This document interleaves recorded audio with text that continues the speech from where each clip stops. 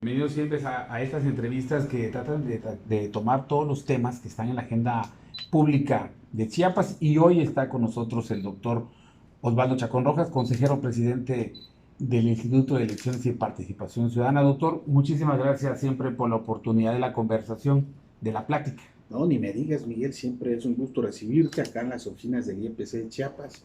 Esta es la casa de la democracia de los chiapanecos y las chiapanecas. Tenemos una serie de temas, según platicábamos previamente antes de la entrevista. Yo quisiera que hiciéramos estos cortes de caja, por llamarlos de algún modo. Honduras de la Sierra, frontera con Malapa, que son consejos municipales en funciones y que en algún momento se dijo iban a ser convocados a elecciones extraordinarias, que no se lograron en el proceso electoral ordinario y en la elección constitucional de julio pasado, si mal no recuerdo. Que nos hiciera usted un recuento de eso, doctor.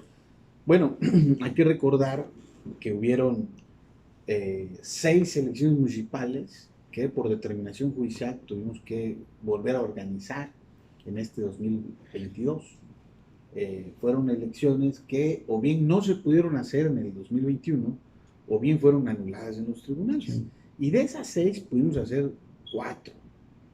2 nuevamente tuvimos eh, conflictos sociales que impidieron que pudiéramos pues montar las casillas y llevar a cabo la jornada electoral, que es el caso de Honduras de la Sierra y frontera con Malapa. Respecto de estas 2 elecciones municipales, el Congreso del Estado, quien es el órgano competente para emitir la convocatoria a nuevas elecciones extraordinarias, ha dicho que los consejos municipales que fueron designados por ellos en enero pasado van a continuar en su cargo, es decir, que no van a convocar elecciones extraordinarias. Bueno, legalmente es válido que ya está el consejo nombrado. La legalidad de esa determinación la tendrían que determinar las instancias jurisdiccionales. De acuerdo. Hay inconformes que presentaron recursos legales contra esa determinación del Poder Legislativo local, dentro de ellos los partidos políticos que no alcanzaron el 3% de la votación en la elección ordinaria extraordinaria y que el IEPC ya determinó la pérdida de su registro. Ellos manifestaron su inconformidad porque consideran que deben haber elecciones en Comalapa, Honduras de la Sierra, o que de haber elecciones en esos 2 municipios alcanzan los el votos. 3%. Ya acudieron, en el caso concreto de Movimiento Ciudadano, el Tribunal Electoral del Estado de Chiapas. El Tribunal Electoral del Estado no les dio la razón, confirmó la determinación del Congreso local y del IEPC, ya fueron a Sala Jalapa. Entonces hay que esperar, Miguel. Hay que esperar ahora qué dicen las instancias federales, qué dirá en su caso la sala regional del Tribunal Electoral Federal o en su momento la sala superior al respecto. Mientras no hay una determinación judicial, estamos en espera de la misma. Los consejos municipales continúan en Honduras de la Sierra y en frontera con Malapa, y los 5 partidos políticos que van a alcanzar el 3% de votos mantienen la pérdida de su registro. Bueno, jurídicamente así estamos, y mientras no haya una determinación judicial en contrario, así seguiremos.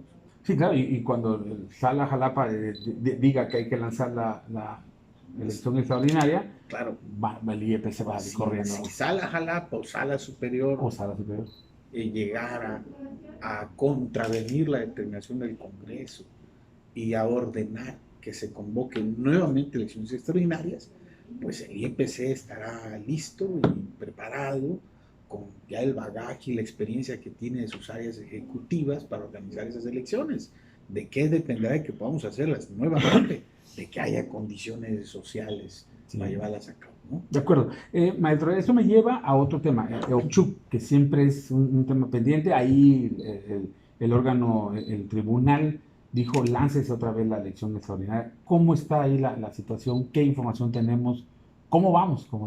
Mira, en OCHUC hay una sentencia del Tribunal Electoral que ordena al Consejo Municipal de Gobierno de OCHUC, recordemos que al no poderse llevar a cabo la elección por uso y costumbres el 15 de diciembre, el Congreso, ante la posibilidad de que hubiera vacío de poder, designó a un Consejo Municipal. Ese Consejo Municipal está obligado, de acuerdo a esta resolución, a emitir la convocatoria para llevar a cabo estos comicios. Estamos en espera de que lo hagan, ¿no? El presidente del Consejo Municipal de Oshchuk había manifestado, o ha venido manifestando de manera reiterada, que no hay condiciones ahorita en el municipio para convocar elecciones. Hay integrantes de ese consejo que consideran que sí debe ya de convocarse. Nosotros hemos tratado de mediar entre las partes y parece que hay acuerdo en que sí se emita la convocatoria lo más pronto posible. ¿De qué va a depender? De que los integrantes de este cabildo, de este Consejo Municipal de Oshchuk, se pongan de acuerdo en las reglas de la convocatoria, ¿no? Nosotros, como instancia electoral, vamos a coadyuvar, no podemos decirle cómo hacer su elección, No, claro. porque es un municipio autónomo que se rige con base al principio de autodeterminación de los pueblos y comunidades indígenas. Son decisiones que ellos van a tomar, pero nosotros estamos permanentemente dialogando con ellos y apoyándoles y dándoles toda la asesoría que necesiten para que alcancen esos acuerdos y puedan emitir la convocatoria. Y también va a ser necesario que la Secretaría General de Gobierno, como instancia responsable de la gobernabilidad y la política interna del Estado, pues también coadyuve desde su trinchera a generar esos acuerdos y consensos entre los grupos. ¿Cómo observa el órgano electoral, cómo observa el IEPC esa posibilidad ahí en Oshchuk de una tercera elección? Si una tercera elección. Digo, hay las condiciones, digo, ustedes están en la mediación, en el diálogo, en la intermediación, casi, casi. ¿Cómo lo observan? Digo, veo a los dos grupos de frente, por no decirlos enfrentados, los veo de frente. O sea, sin ánimos de querer construir una posibilidad. Y tendría que ser nuevamente una elección a mano alzada, según logro entender. No, no precisamente, a ver, es un municipio que se rige por sus usos y costumbres, pero Sí. no tiene que ser ese método necesariamente el que utilizarían. Es el que ellos acuerden. Sí, Lo claro, importante claro, es respetar la decisión que tomen ellos. ¿Qué tiene trabado Oshchuk? Que los dos grupos mayoritarios de que se frente. están disputando Sí. el poder político no han alcanzado acuerdos. Ese es el problema que tiene trabada la elección de Oshchuk. Confiamos que al menos en la emisión de la convocatoria, que es el punto de partida, sí hay acuerdos en los próximos días y podamos avanzar en esa elección. Vamos a esperar. De acuerdo. Sí, sí, yo observo conflicto, o sea, no se ha ni siquiera entibiado el tema, lo veo todavía caliente, los grupos enfrentados, sin querer ceder nada, y en política hay que ceder si quiere avanzar en algunas partes, ¿no? Sí, por supuesto. A ver, más allá de si el método de elección es por el sistema de partidos políticos o por sistemas normativos indígenas, el que fuese, no hay manera de que una elección se pueda procesar en términos pacíficos y racionales si no hay la actitud y la disposición de los actores políticos y sociales de avanzar. Entonces, confiamos en que haya altura de miras y un gran compromiso republicano en esos liderazgos de Oshchuk para que pronto pueda estar lista esa convocatoria y podamos avanzar. Déjame comentar algo, doctor. Yo sí creo que los liderazgos locales son capaces de eso. Lo que veo, y lo que observo, y no lo sé a ciencia cierta, pero pues lo que se ve no se juzga.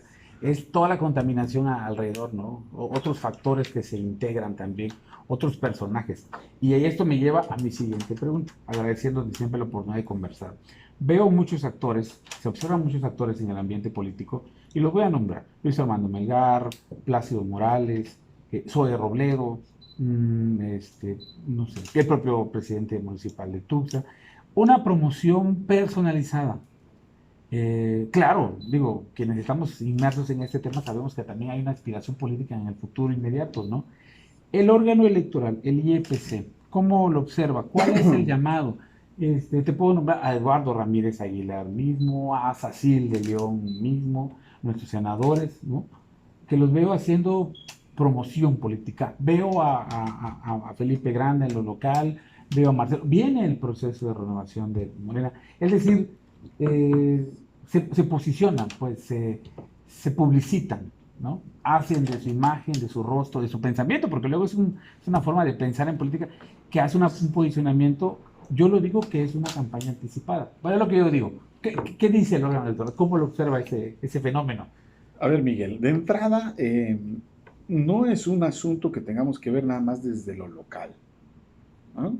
Es un fenómeno que está en todo el país, porque desde el ámbito nacional, desde la trinchera nacional, se ha propiciado una sucesión adelantada, Presidente muy habla de corcholatas, adelantada, sí, ¿no? sí. Yo, Marcelo yo Ebrard, no la quisiera hablar de Claudia. esos términos, pero lo cierto es que este, es un hecho público y notorio que haya hasta un llamado, ¿no?, a adelantarse en los tiempos para posicionarse mediáticamente.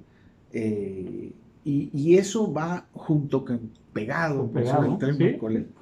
coloquiales, con el hecho de que los partidos políticos han venido privilegiando el método de encuestas para definir candidaturas. Bueno, ayer salió una Entonces, encuesta donde Willy aparece, donde Sacil está en segundo lugar, donde Zoé Robledo encabeza. ¿Qué pasa con esos instrumentos? voy en un momento sobre la legalidad de la difusión de encuestas, pero el uso de esos instrumentos inevitablemente propicia que la clase política tenga incentivos para mostrarse, Sí, claro. para posicionarse. Pues quien no lo haga no va a salir en la encuesta, no va a salir buenos resultados. De acuerdo. Entonces, los propios partidos políticos están propiciando esa sobreexposición mediática adelantada. Pero esos mismos partidos son los que definieron las reglas que lo prohíben, ¿no? Las reglas que están vigentes en México están establecidas en el artículo 134 de la Constitución, están establecidas en la Ley General de Instituciones y Procesos Electorales, en la Ley General de Partidos Políticos, en las constituciones locales. Prohíben que los servidores públicos utilicen el cargo para promocionar su imagen. A muchos les parece absurdo. Considérame como parte de la discusión, sí. de ese sector. Sí. Sí, es un absurdo. O sea, ¿cómo le prohíbes a un político que no se muestre? ¿No? Solamente en México tenemos este tipo de reglas. Reglas, ojo, Que ellos hicieron. Que ellos hicieron, y las hicieron en 2007 como consecuencia del conflicto postelectoral, molestos porque hubo una intervención indebida de empresarios, de ciertos políticos, alegaban ventajas indebidas de quienes ostentaban cargos públicos, y entonces se establecieron prohibiciones, restricciones de todo tipo, y ahora tenemos este andamiaje sobre regulado que nosotros como autoridades electorales tenemos que hacer valer y respetar, ¿no? Uno pensaría, a ver, si a los políticos de este país no les gustan esas reglas, pues las deberían de cambiar. Pues sí, debería haber una sí, pero no las deben de cambiar ya cuando empezaron las campañas, como pasó con la revocación del mandato, ¿verdad? Justamente estamos ahorita en un momento donde se pudieron ajustar las reglas electorales. ¿Esto podría ser el momento? Por supuesto que sí. Hay suficiente margen para el 2024. El tema es de qué mejor manera garantizamos que haya equidad en la contienda política. Si nuestros políticos consideran que en lugar de poner topes, restricciones y límites, hay que transitar un modelo de apertura, pues que lo hagan, ¿no? Pues que modifiquen las reglas, tienen facultades para ello, y yo creo que deberían hacerlo. Pero mientras no lo hagan, Miguel, tienen la obligación de respetar las reglas que ellos nos aprobaron. Entonces, calientes, a enfriarse. A enfriarse un ratito. ¿No? Mientras esas reglas estén vigentes. Iba a seguir con mi lista. Las vamos a hacer valer y las vamos a aplicar. Ya tenemos quejas contra varios de los funcionarios o políticos que tú mencionaste. Las hemos recibido y las estamos procesando. Y el IEPC Chiapas en particular es una institución que nunca le ha temblado la mano para hacer valer las reglas. En el ámbito de nuestras atribuciones vamos a actuar frente a este tipo de situaciones. Es más, te quiero adelantar, estamos trabajando en un acuerdo, en un lineamiento para poner más precisiones en el tema de ese tipo de reglas de promoción personalizada, de actos anticipados de pre-campaña o de campaña, ¿no? Porque hay muchas ambigüedades en la ley.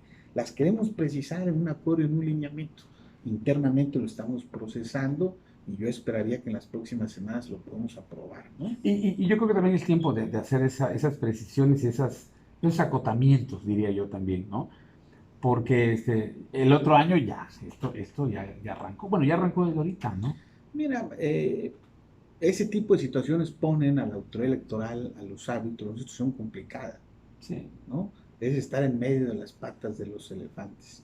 Pero no hemos claudicado y no vamos a claudicar nunca a nuestro rol arbitral. Chiapas va a tener elecciones en 2024 arbitradas por una institución fuerte. Y la única forma de mantener esa fortaleza es aplicando la ley y las reglas. Lo hemos hecho y lo vamos a seguir haciendo. De acuerdo, me parece. Ahora que mencionas el ámbito nacional, me iba a seguir con mi lista, ¿no? Está la alcaldesa de Tapachula, está, a ver, hay muchos. Pero ya, dejemos. Eso ya se convirtió en acto propagandístico. Sí, yo también hago propaganda. No me hago color de eso.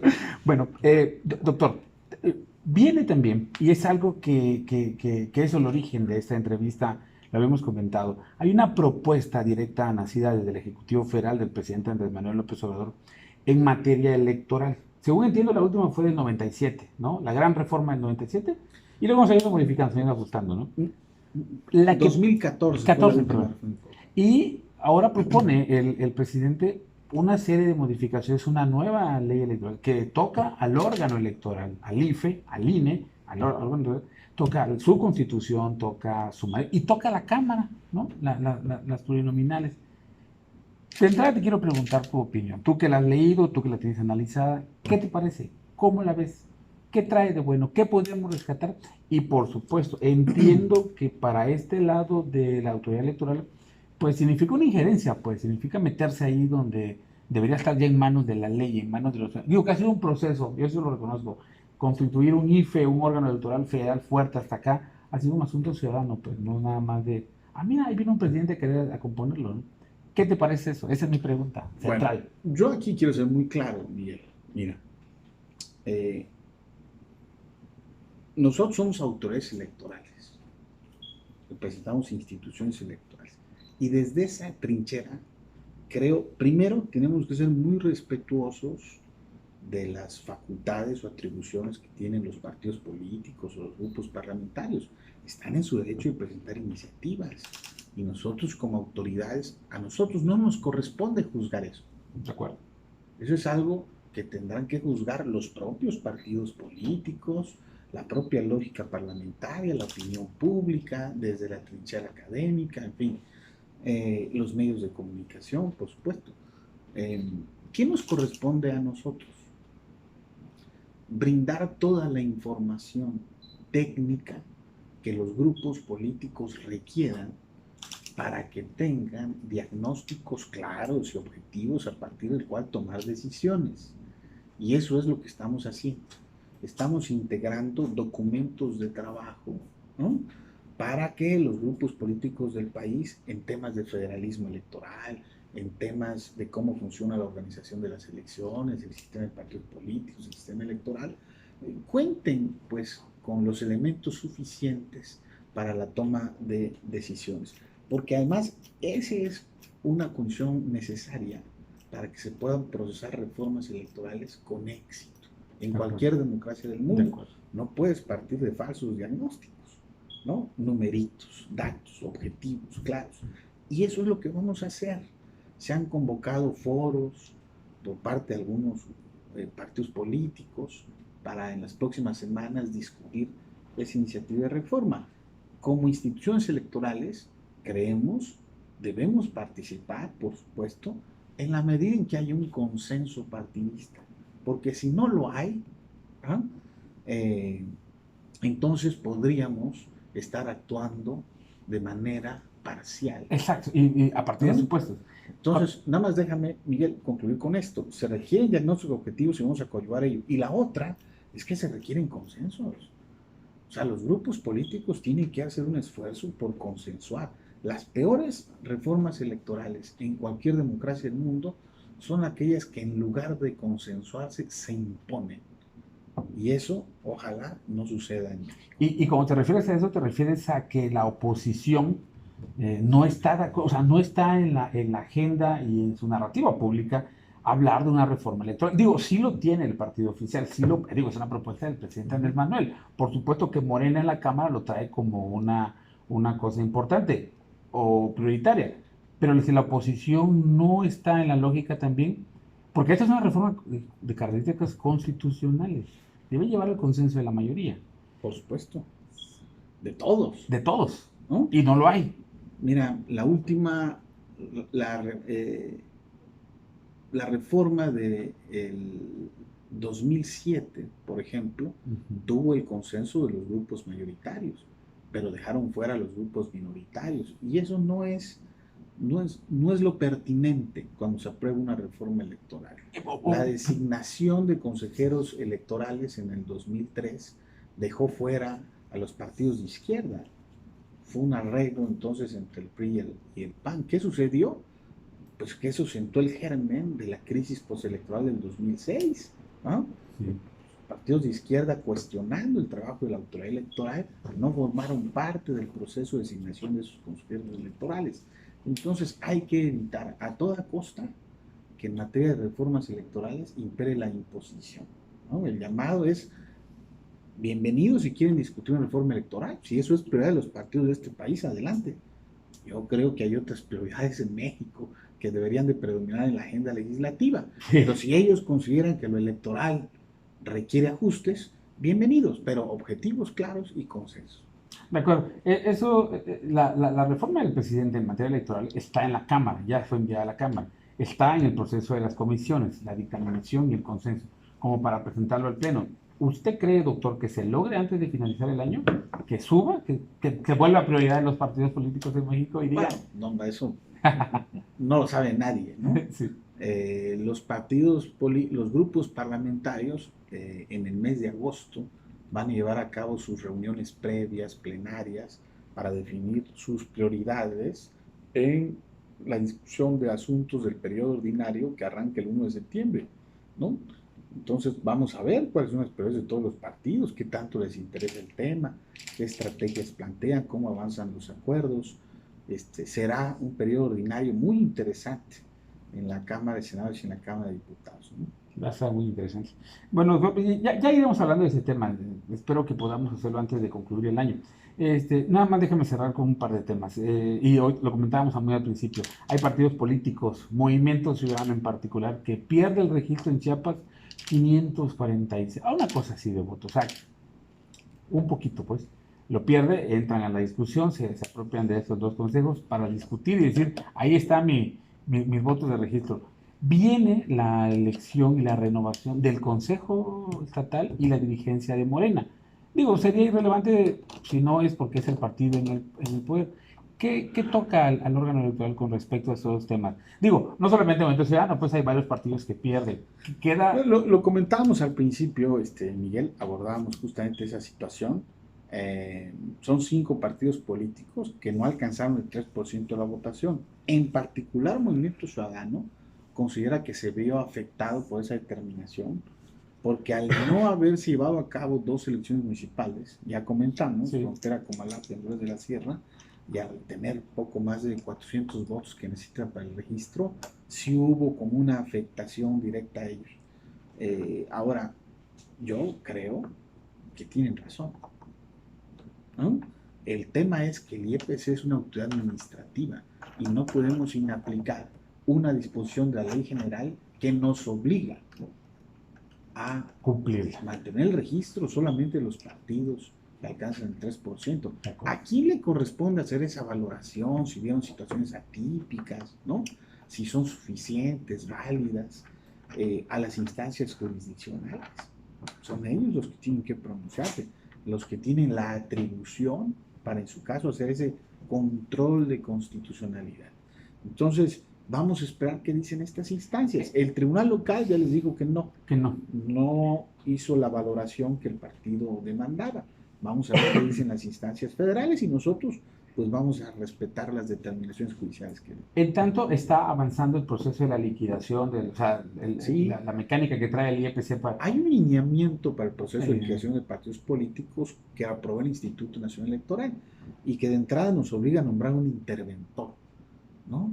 Una vez que el partido oficialmente pierde su registro, el proceso de liquidar deudas y los remanentes del partido ya no están a cargo del partido, sino de un interventor que es nombrado por la autoridad. Ese proceso está caminando. Está caminando. No se detiene. No. Independientemente de lo que suceda en los órganos jurisdiccionales. En el tema de Morena, viene su renovación, me imagino yo que van a salir chispas de ese proceso. están calculados más o menos septiembre. ¿Qué toca al órgano electoral?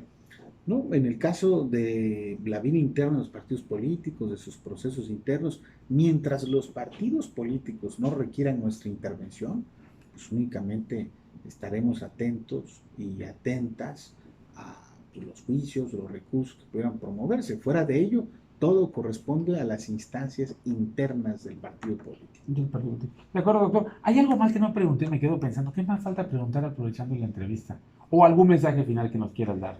No, nosotros seguimos trabajando, Miguel, la democracia no se detiene. Hay quien dice que solamente trabajamos durante procesos electorales. Pues mira cuántos temas traemos y Sí, no hay proceso electoral, Oye, ¿no? me quedo con este llamado a enfriarse. Granizos, ¿cómo? Granizos no te me calientes, porque Ajá. sí están desbocados. Me quedo con esa parte que es muy respetuosa. En la lógica que Y en está la viendo ley el país también. se entiende ese afán por querer posicionarse mediáticamente, pero mira, mientras no cambien las reglas, pues no hay opción. Esta autoridad tendrá que hacer su trabajo y hacerlas valer y cumplir. De acuerdo, doctor. Muchísimas gracias. Te agradezco siempre el favor de la atención. Dice Edra Jonathan, saludos al doctor Ballinas, excelente entrevista. Saludos al doctor Osvaldo Chacón. ¿Cuál será su próximo encargo en Chiapas? Ah, no hablamos de eso. ¿Cuándo concluye tu periodo, doctor? Ya me estás cantando las Pues, golondrinas. no, perdóname, pero sé que estamos ya en la etapa final de tu periodo Concluyo mi encargo en el mes de junio del del próximo año. próximo año y bueno, yo soy profesor con licencia en la universidad, entonces ahí me verás dando En la clases, vida académica. ¿no? Y formando a las próximas generaciones. De acuerdo. ¿Ya está conformado, ya está constituido el consejo? ¿Ya no le falta un consejero? ¿Hay alguna? No, hubo relevo en 3 consejerías del instituto hace un par de meses, se incorporaron 3 mujeres muy valiosas, 2 de ellas formaban parte de la estructura ejecutiva del instituto, una más colaboraba en la Comisión Estatal de Derechos Humanos y las 3 con perfiles, me parece, muy pertinentes para ayudar al fortalecimiento de los trabajos de esta institución. Tenemos de aquí a junio varios temas que ir diciendo, pues, y ojalá podamos ir desahogando la agenda. Espero y te deseo siempre lo mejor porque Oxucro está en mi cabeza, digo en la cabeza de muchísima gente también, pero está ahí en el pendiente de los Sí, medios. mira, lo que tiene que estar en nuestras prioridades, pues es el afán porque en Chiapas haya paz y estabilidad social, ¿no? Entonces, cuando hay ese tipo de situaciones y no están funcionando este, los procesos para renovar autoridades como en Ochuc, pues siempre brincan las alarmas, ¿no? Pero mucho va a ayudar a que haya mucha y buena información al respecto para abonar a la buena marcha de esos procesos. Así que te agradezco, Miguel.